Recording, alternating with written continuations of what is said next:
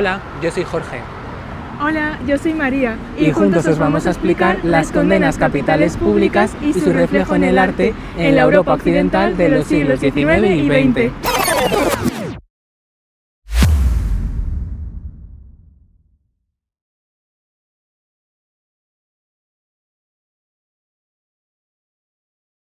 Capítulo 1. El inicio. Las condenas públicas a muerte fueron durante siglos un mecanismo mediante el cual el Estado ejercía su autoridad y disciplina a la población. Aunque su origen es muy anterior, en los siglos XIX y XX se enfrentaban en las ejecuciones las ideas de justicia, moral, poder político y poder social. Como estamos hablando de un periodo de profundas transformaciones, la pena de muerte pasó de ser un simple castigo a un término en disputa.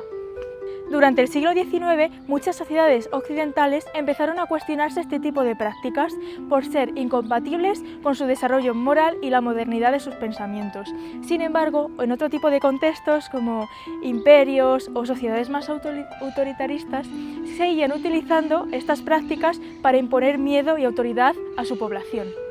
Y ya en el siglo XX, especialmente tras las guerras mundiales y tras la creación de organismos internacionales, se impulsaron proyectos de abolición de la pena de muerte en muchos países. Analizar las condenas públicas a muerte en estos dos siglos nos permite analizar las tensiones entre tradición y modernidad, autoridad y resistencia, violencia y derechos humanos. ¿Pero y qué tipo de condenas a muertes vamos a tratar? Entre muchos otros, los principales son el ahorcamiento,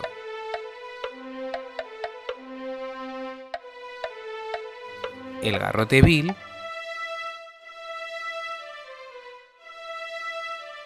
y la guillotina.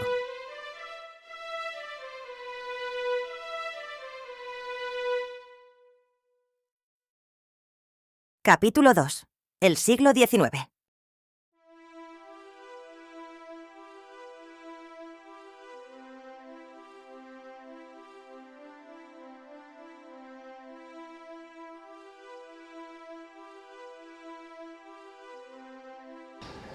En el siglo XIX, Europa trató de hacer de la pena de muerte un sistema más racional y humano. En Francia apareció la guillotina y en España el garrote vil, que sustituía a la horca. Ambos sistemas prometían una muerte rápida y limpia, pero desgraciadamente en la mayoría de situaciones estos sistemas fallaban de una forma brutal.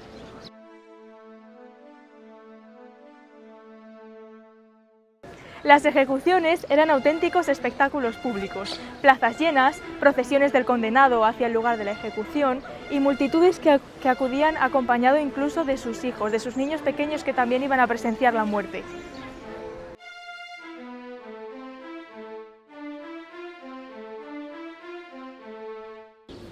La gran contradicción del siglo XIX fue que mientras en la sociedad se hablaba de progreso y humanismo, por otro lado, se seguía disfrutando de la violencia como un espectáculo de entretenimiento más. Y no fue hasta finales del siglo XX cuando estas prácticas desaparecieron.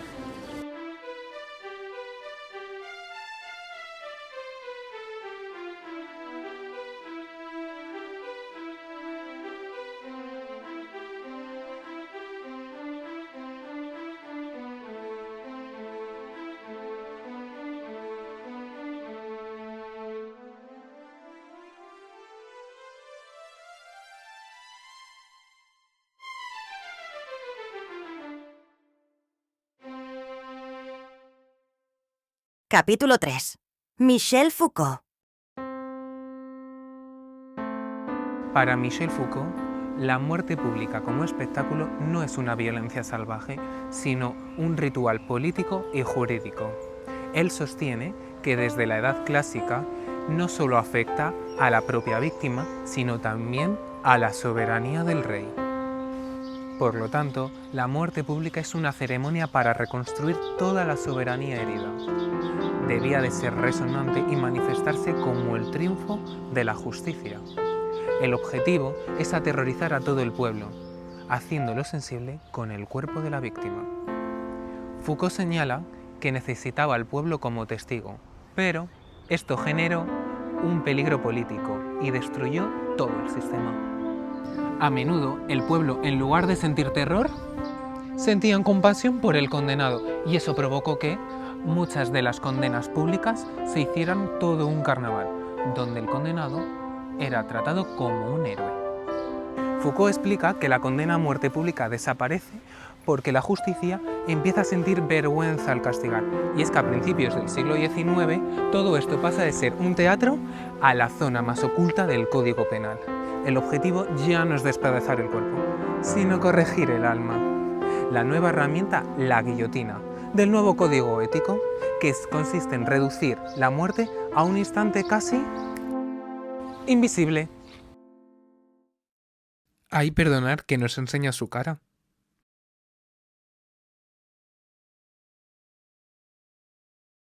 Capítulo 4. El siglo XX. En el siglo XX, el diseño industrial de la muerte alcanzó su máxima expresión y al mismo tiempo mostró su crisis. Las ejecuciones dejaron de ser públicas para ocultarse en las prisiones, buscando una apariencia técnica y aséptica que fracasó repetidamente. El garrote vil evidenció sus fallos, como en el caso de Jarabo en 1959, cuya agonía duró 25 minutos. Las últimas ejecuciones ocurrieron en 1974 y la pena de muerte quedó abolida definitivamente en 1978 a 1995. La guillotina, símbolo de eficacia mecánica, se mantuvo hasta su abolición en 1981. Nuevos métodos como la cámara de gas y la inyección letal también demostraron fallos graves, desde presos que se soltaron dentro de la cámara hasta ejecuciones suspendidas tras múltiples intentos fallidos de canalización. El holocausto nazi llevó a la industrialización de la muerte a su extremo, con cámaras de gas fijas y participación directa de médicos en programas de exterminio. Aunque desapareció el espectáculo público, surgió un consumo mediático del castigo, donde ejecuciones fallidas se transformaron en contenido televisivo, dominado por el morbo y el beneficio empresarial. Capítulo 5. Víctor Hugo.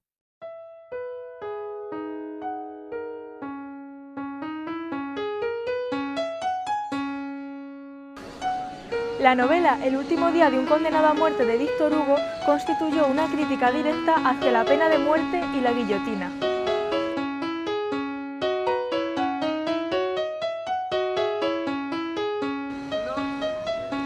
La obra nos muestra que el verdadero castigo no es la muerte, sino la espera, largas semanas de sufrimiento, de miedo y de desesperación. El condenado deja de ser tratado como una persona y pasa a ser un objeto esperando su destrucción.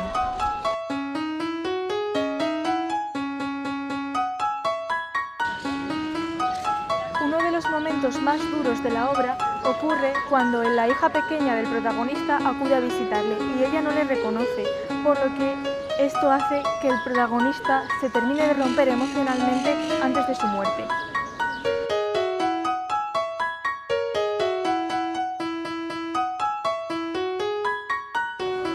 Con esta historia, Víctor Hugo quiso demostrar que la pena de muerte destruye a la persona mucho antes de matarla físicamente. Capítulo 6. Concepción Arenal.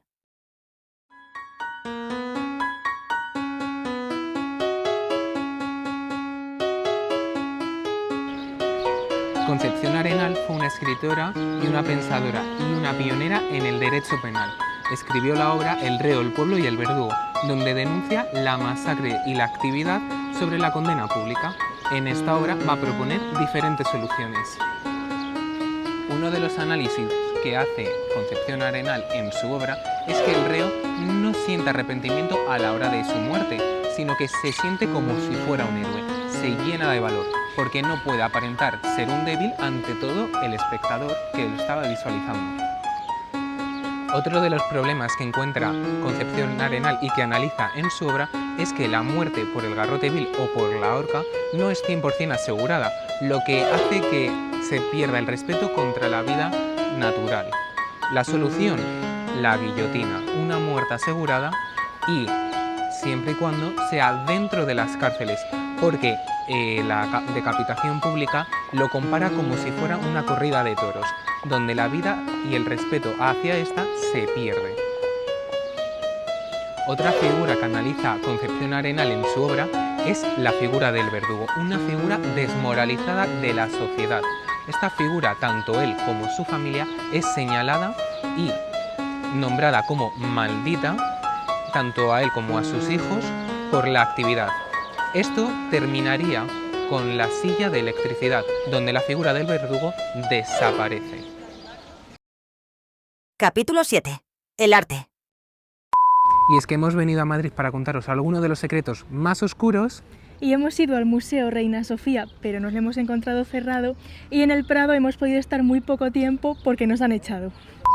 Estoy en el Museo del Prado frente al fusilamiento de Torrijos y sus compañeros. Es una de las obras que representa las condenas a muerte más representativas de toda la historia de España. Ahora estamos ante la obra de los fusilamientos del 3 de mayo, otra de las obras más representativas de la historia de España en la que podemos ver violencia y ejecución. Y ahora sí, vamos a ver otras obras de arte en la que podemos encontrar reflejada la condena capital en su máxima representación. La primera de ellas sería la ejecución de Luis XVI. En esta obra podemos ver reflejado la guillotina en su máxima expectación por el pueblo. Sin duda, es un gran comienzo, pues este acontecimiento generó un antes y un después en la visión de las decapitaciones públicas. En cuanto a los fusilamientos del 3 de mayo, hay que destacar que mientras Goya los pintaba, en la plaza madrileña de la Cebada seguía habiendo condenas capitales públicas. Lo mismo ocurre con la obra de la ejecución del emperador Maximiliano de Manet, obra en la que aparece un grupo de público tras un muro aterrorizados por lo que están viendo. Es la clara representación de que el pueblo ya no siente diversión, al igual que ocurre con algunas pinturas de Toulouse-Lautrec. Finalmente, para concluir el avance histórico, hay que presentar a Big Electric Chair de Andy Warhol, una obra donde solo aparece el arma, ni el reo, ni el verdugo, ni el público. Capítulo 8. Eugen Weidmann.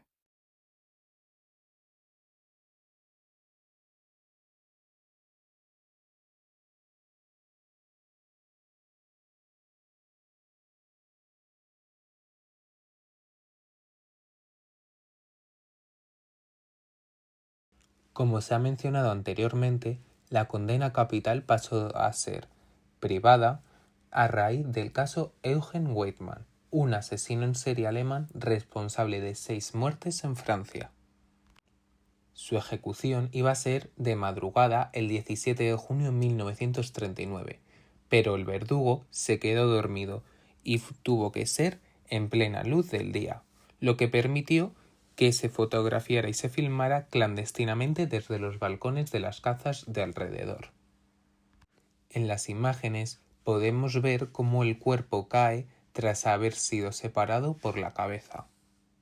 Mientras tanto, el pueblo se comportó de forma histérica, pues al caer la cuchilla los espectadores desbordaron el cordón policial para mojar sus pañuelos y las bufandas en la sangre derramada como recuerdo, mientras que otros abrían botellas de champán para brindar. Debido a estas imágenes que corrieron por toda Europa, el gobierno francés sintió vergüenza y ante dicho escándalo Albert Le Brun promulgó un decreto de la prohibición para siempre de la publicidad de las ejecuciones, siendo esta realizada futuramente en los patios de las cárceles a lo privado. Capítulo 9. El cine. En 1895, el mismo año en el que los hermanos Louis Lumière y Auguste Lumière iniciaban la historia del cine, apareció The Excursion of Mary, Queen of Scots, un cortometraje de 18 segundos que mostraba la ejecución de María Estuardo.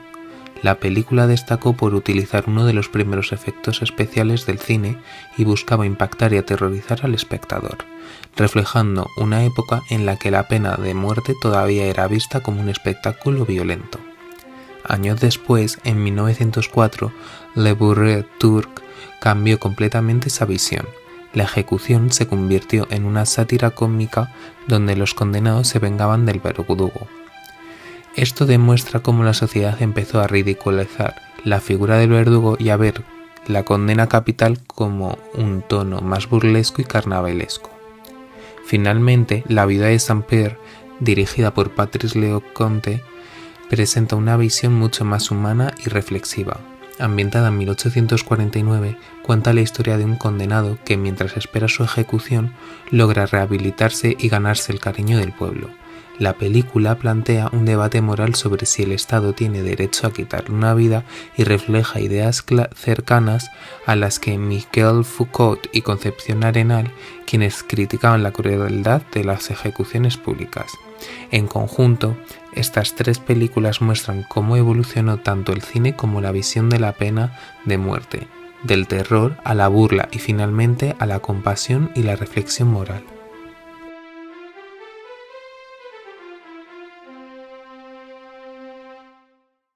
Capítulo extra. La Plaza de la Cebada y otros casos.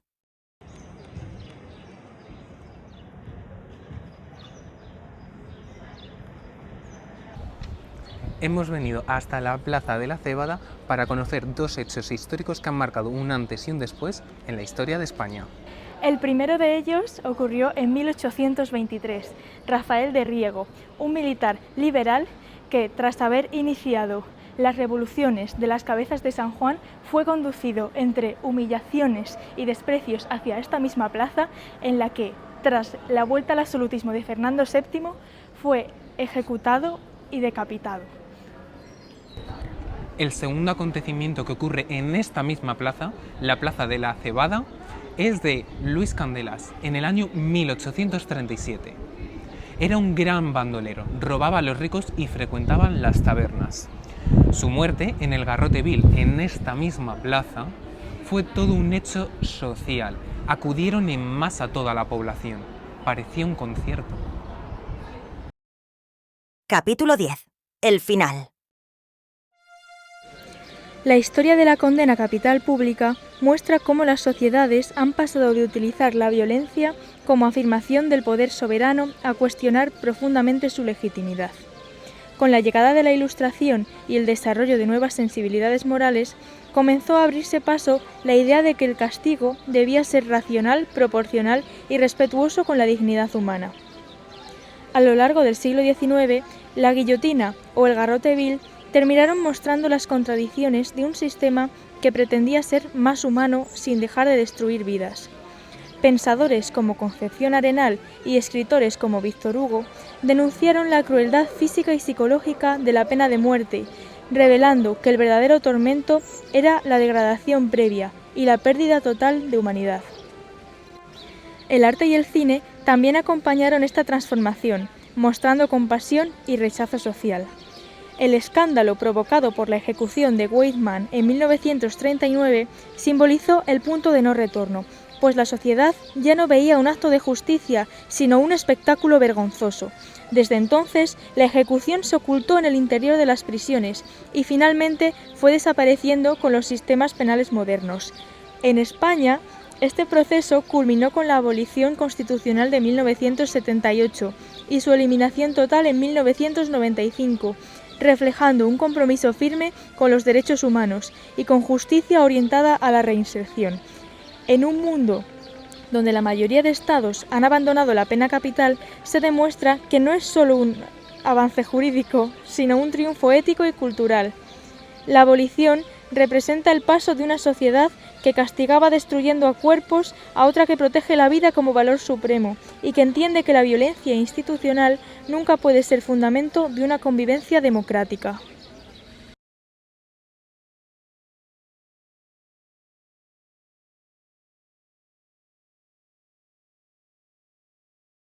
Capítulo final. Tomas falsas. Chicos, el museo está cerrado. Bueno, Llevamos chicos y 30 profesor, minutos. venimos andando al Museo Reina Sofía 30 minutos andando para esto. para que esté cerrado. Así que os explicaremos toda la información. Bueno, si os habrá explicado toda la información de otra forma que no sea nosotros presentes delante del cuadro. Así que nada.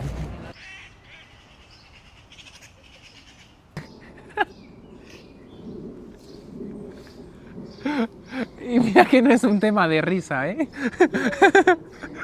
De hecho es todo lo contrario. La autoridad y la resistencia, la violencia y los derechos humanos. Analizar las condenas públicas a muerte en estos 2 siglos nos permite analizar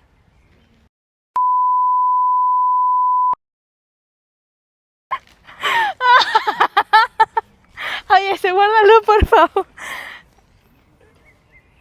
Ay, ay, ay, ay. Ay, por favor, yo quiero también probar.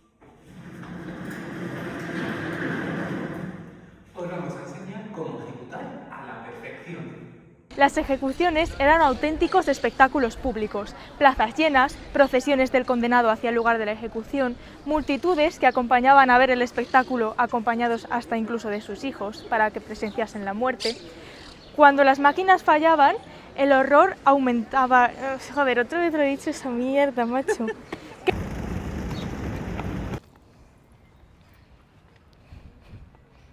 ¡Ay! ¡Ay! ¡Ay! ¿Cuánto dura? Ahora nos encontramos frente a los fusilamientos del 3 de mayo de Torrijos. No, esto no, ya me he ido. Ahora acabo de mezclar los 2 cuadros. Vale, Jorge. sigue.